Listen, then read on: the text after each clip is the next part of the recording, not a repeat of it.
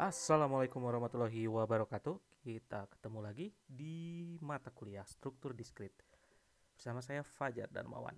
Oke, kita akan melanjutkan materi terkait graf. Untuk pertemuan sekarang, kita akan mempelajari mengenai ilustrasi graf. Bagaimanakah menggambar graf dari representasi H dan bagaimanakah kita membuat adsensi matrix dan ekstensi list jika menemui kasus yang undirected, directed, dan weighted graph. Kita akan membahas di pertemuan sekarang. Sebelum kita mulai, alangkah lebih baiknya kita berdoa terlebih dahulu. Bismillahirrahmanirrahim. Kita mulai materi sekarang.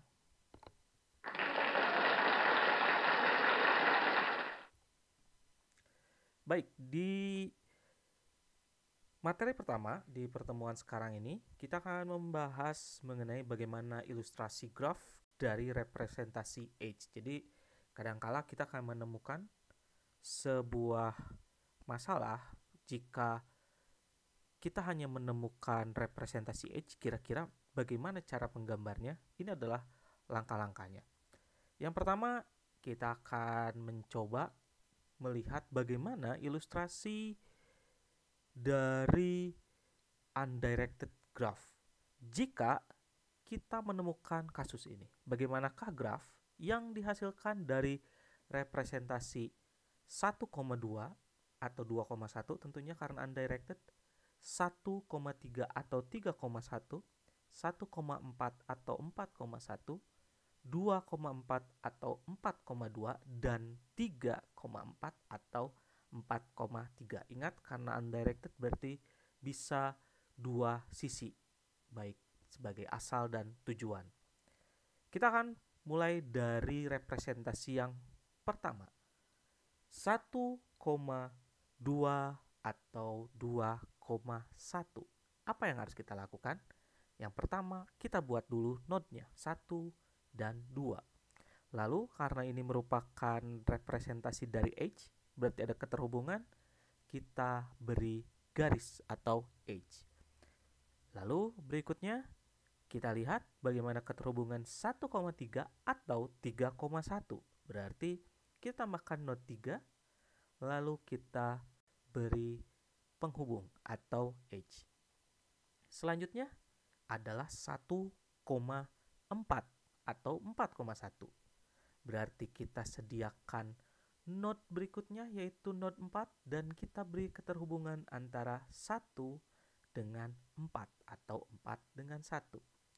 Berikutnya adalah keterhubungan antara 2,4 atau 4,2. Berarti kita tidak akan menambah node lainnya karena node-nya sudah ada.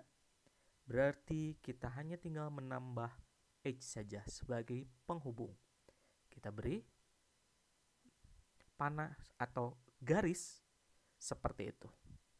Lalu yang terakhir adalah antara 3 dan 4 atau 4 dan 3. Berarti kita akan menghubungkan antara 3 dan 4. Dan inilah representasinya. Jika kita akan menggambar representasi H sehingga menghasilkan undirected graph. Tentunya berbeda lagi kalau misalnya kita bermain dengan directed atau sudah ada penugasan arah. Kita akan punya kasus seperti ini. Kita punya 1 ke 2, 1 ke 4, 2 ke 4, 3 ke 1, dan 4 ke 3. Ingat, karena ini directed ada penugasan arah. Sehingga 1,2 dan 2,1 merupakan node yang berbeda atau pasangan vertex yang berbeda. Sehingga tidak bisa menggambarkan dua arah. Kita mulai. Yang pertama adalah 1 ke 2. Berarti kita sediakan node 1 dan 2 tentunya. Lalu karena kita lihat sisi kiri adalah 1 dan sisi kanan adalah 2, berarti asalnya dari 1 menuju ke 2. Maka panahnya seperti ini. Berikutnya adalah 1 ke 4. Berarti akan ada not baru yaitu 4 dan akan ada panah dari 1 menuju 4. Seperti ini. Lalu kita ada 2 ke 4, berarti notnya tidak bertambah. Kita tinggal menambahkan dari 2 dan ke 4 panahnya. Seperti ini. Lalu ada 3 ke 1, berarti kita menambahkan not baru dan kita beri panah dari 3 menuju 1. Dan yang terakhir adalah 4 ke 3. Karena tidak ada not baru yang tercipta, berarti kita hanya butuh menambahkan panah dari 4 menuju 3. Maka ini adalah hasil dari graf yang diasalkan dari representasi directed graph. Itu adalah ilustrasinya. Dan ilustrasi lainnya adalah bagaimana kita menggambarkan adjacency, baik itu matrix maupun list. Di berikutnya ini kita akan fokus pada adjacency, di mana ada matrix dan list. Kita akan bahas satu persatu dan kita juga akan bahas mengenai bagaimana untuk undirected, bagaimana untuk directed, dan bagaimana untuk weighted dari masing-masing matrix atau list. Kita mulai. Yang pertama adalah adjacency matrix. Ingat, karena kita menggunakan matrix berarti kita menggunakan array 2 dimensi, di mana akan menggambarkan relasi antara asal dan tujuan. Jika kita memberikan nilai 0, berarti tidak ada relasi antara node tujuan dan node asal. Sedangkan jika kita memberikan nilai 1 atau bobot, jika kita menggunakan weighted, berarti terdapat relasi antara asal dan node tujuan. Dapat digunakan untuk undirected, directed, dan weighted. Kita akan bahas satu persatu agar lebih detail. Kita punya kasus seperti ini, merupakan node atau graph yang sudah digambar sebelumnya. Bagaimana implementasinya terhadap matrix? Yang pertama, kita sediakan dulu tabelnya. Ini adalah tabel asal dan ini adalah tabel tujuan. Ingat, digambar dengan masing-masing node yang terdapat di dalamnya. Ada 1, 2, 3, 4. 1, 2, 3, 4. Apa yang pertama kita lakukan? Kita cek satu persatu. Apakah ada edge dari 1 ke 1? Karena tidak ada, maka kita skip. Dan yang pertama adalah adanya dari 1 ke 2. Sehingga ada keterhubungan antara 1 ke 2, kita beri angka 1. Dan ingat, karena ini penugasan dua arah, undirected, berarti sebaliknya pun kita langsung isikan. Dari 2 menuju 1, 1, 1. Lalu ada berapa lagi? Dari 1 ke 3 atau 3 ke 1. Maka kita tambahkan seperti ini, 1 ke 3 dan 3 ke 1. Sehingga ada di sini dan ini. Nilai 1. Lalu 1 ke 4, maka di sini akan mendapatkan nilai 1 dan 4 ke 1 pun akan diberi nilai 1. Berikutnya ada 2 ke 4, berarti ada di sini. Dia akan diberikan nilai 1 dan 4 ke 2 pun diberi nilai 1. Berikutnya adalah 3 ke 4 atau 4 ke 3, berarti ada di sini 3 ke 4 dan di sini 4 ke 3. Dan sisanya berarti tidak memiliki relasi. Kita beri nilai 0. Itu adalah penggambaran adjacency matrix jika kita menemukan undirected graph. Kalau directed graph akan seperti apa? Tentunya akan beda. Kita punya kasus lagi, merupakan graph yang tadi kita gambar dan matriksnya akan menggunakan matriks yang sama. Ini adalah asal, ini adalah tujuan. Kita lihat ada panah apa saja dari 1 menuju 2, berarti dari 1 menuju 2. Berarti yang diisi hanya ini saja. Kenapa? Karena sudah menggunakan penugasan arah sehingga tidak bisa dianggap bolak-balik. hanya bisa menggambarkan dari dan ke mana. Karena ini dari 1 ke 2, berarti cukup 1 ke 2, 2 ke 1 tidak dianggap, kecuali ada panah sebaliknya. Lalu 1 ke 4.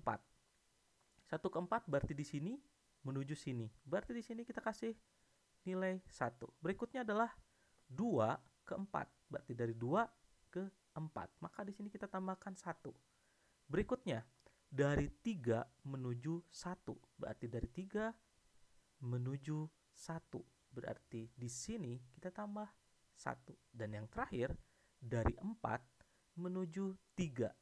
Berarti dari 4 menuju 3. Maka di sini tambah 1. Sisanya kita beri 0 karena tidak ada relasi di antara not tersebut. Nah, itu adalah penggambaran dari esensi matriks untuk undirected dan directed. Tentunya akan berbeda juga jika kita menggunakan weighted. Kenapa? Karena jika kita menggunakan weighted, H-nya akan memiliki bobot atau nilai. Contoh, saya menggunakan directed. Dan di sini kita akan memberikan bobot ada 4, 8, 7, 5, 3. Apa yang akan terjadi? Stepnya sama, tapi yang dimasukkan ke sini bukan lagi menggambarkan 0 dan 1, tapi 0 dan bobot dari H-nya. Contoh, 1 ke 2. Berarti 1 ke 2 diisi oleh berapa? 4. Karena di sini nilainya 4. Maka kita tulis 4. Lalu 1 ke 4 berarti ada di sini. Kita isi berapa? Isi 8 sebagai nilai dari bobotnya. Lalu ada 2 ke 4, kita beri nilai 7. Lalu ada 3 ke 1, berarti ada di sini. Kita beri nilai 3 sesuai dengan bobot dari H-nya. Dan yang terakhir 4 ke 3, yang berarti di sini kita beri nilai 5.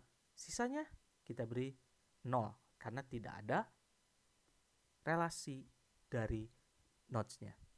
Nah, itu pembedanya. Jadi jika kita menggunakan weighted, yang diisikan ke dalam matriks itu adalah bobot dari H-nya. Tapi jika tidak atau belum menggunakan weighted, berarti kita mengisikan dengan nilai 0 atau 1. Itu adalah penjelasan dari esensi matriks.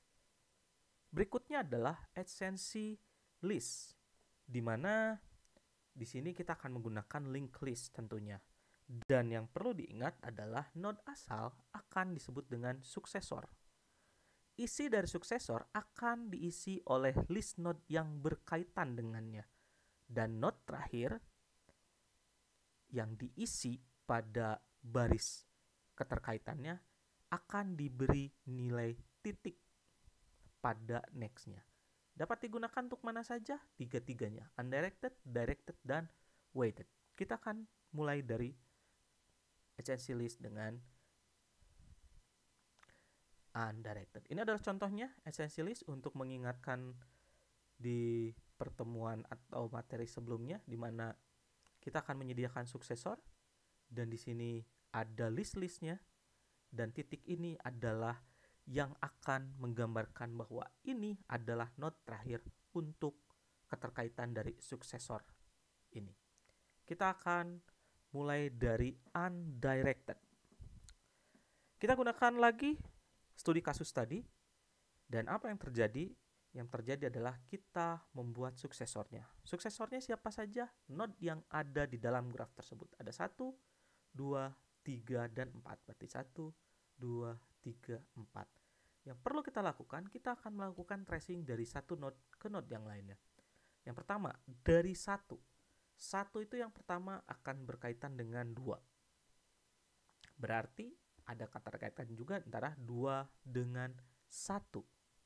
Berarti akan tercetak seperti ini, di mana 1 berhubungan dengan 2, 2 berhubungan dengan 1. Karena 2 arah saling bergantian. Lalu berikutnya 1 ke 3. Berarti kita menambahkan di belakang 2 ini nilai 3. Karena 1 sudah memiliki 2 keterkaitan. Sedangkan 3 karena baru pertama, maka dia akan diisi oleh 1 karena ada 3 ke 1 juga. Lalu ada 1 ke 4, maka hasilnya di 1 akan nambah lagi 1 not 4, dan di 4 ada 1 not baru yaitu 1. Dan kita perhatikan karena ini adalah keterkaitan terakhir untuk suksesor 1, maka diberi titik pada next dari 4 ini. Baru kita pindah ke 2. 2 punya keterkaitan dengan 4 saja. Berarti kita tambah 4 untuk suksesor dari 2, dan dari 4 kita tambahkan juga not 2 seperti ini. Dan pada 2 kita lihat karena 2 tidak ada keterkaitan lagi, kita beri titik. Berikutnya 3 ke 1. Maka 3 ke 1, maka ada 3 ke 4, maka akan ada seperti ini, 4 dan diberi titik. Lalu yang terakhir adalah 3, karena ada 4 ke 3 juga, 3 ditambahkan setelah 2 dan diberi titik. Sehingga inilah adsensi list dari undirected. Jadi saling mengisi dua arah. Sedangkan untuk adsensi list directed, maaf, ini masih matrix, harusnya list, maka kita gunakan lagi studi kasus yang tadi.